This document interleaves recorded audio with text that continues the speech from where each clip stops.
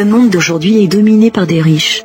Il n'en faut pas plus pour que certains bafouent les valeurs humaines les plus sacrées, au profit de l'argent.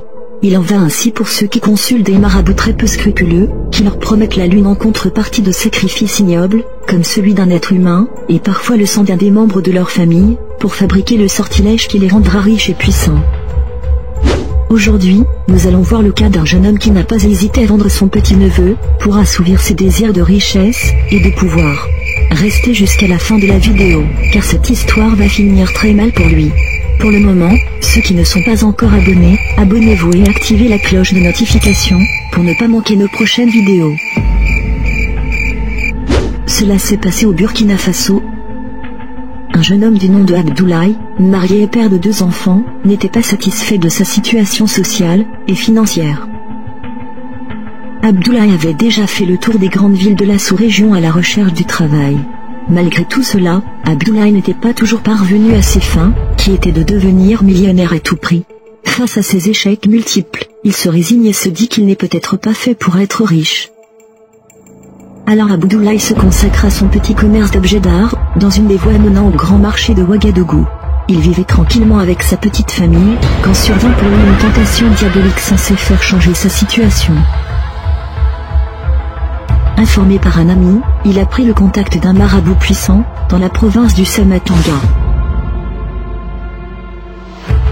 Ce marabout aurait le pouvoir de vous rendre super riche en un temps record. Après un tour chez le soi-disant marabout, l'heure était au rassemblement du matériel nécessaire à l'exécution des sacrifices. Pour le sacrifice, le marabout exigeait du sang humain, et pas celui de n'importe qui. Il faudrait le sang d'un membre de sa famille. Abdoulaye fit le tour de sa famille, n'étant pas prêt de sacrifier ses 2 enfants, alors Abdoulaye porta son attention sur le petit Saïdou, l'enfant de son grand frère qui venait d'avoir 10 ans. Ainsi Abdoulaye proposa au petit Saïdou de l'amener découvrir la campagne pendant 2 jours, pour lui permettre de passer agréablement ses vacances. Les parents de Saïdou acceptèrent, et les 2 s'en allèrent pour le Samatanga, là où habite le marabout. Au cours de leur séjour, Saïdou avait noté des faits insolites, mais les avait gardés dans son cœur. On lui avait demandé de faire des choses qui n'étaient pas habituelles. En effet, son oncle et le marabout lui avaient fait manger et boire de substances bizarres, avant de couper un peu de ses cheveux et ses ongles. De retour à la maison, le petit Saïdou raconta à son père tout ce qui s'était passé lors de leur séjour en province. 3 jours après, le petit Saïdou tombe malade, et rend l'âme 48 heures plus tard.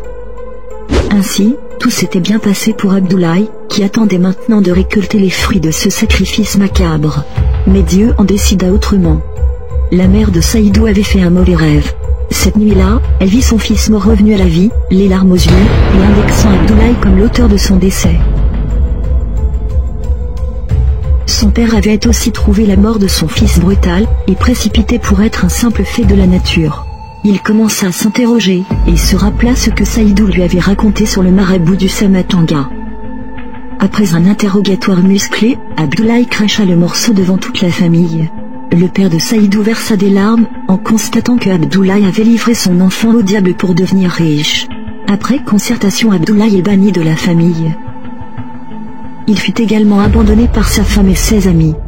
Constamment sous pression, Abdoulaye a finalement abandonné son commerce pour quitter la ville. 2 ans plus tard, il a été retrouvé à Abidjan, errant dans les rues et souffrant d'une maladie mentale. Quel monde! Que ne ferait pas certains de nos jours pour l'argent? Cette histoire nous prouve encore que quand on joue avec le diable, on finit toujours par perdre. Les amis, c'est tout pour aujourd'hui.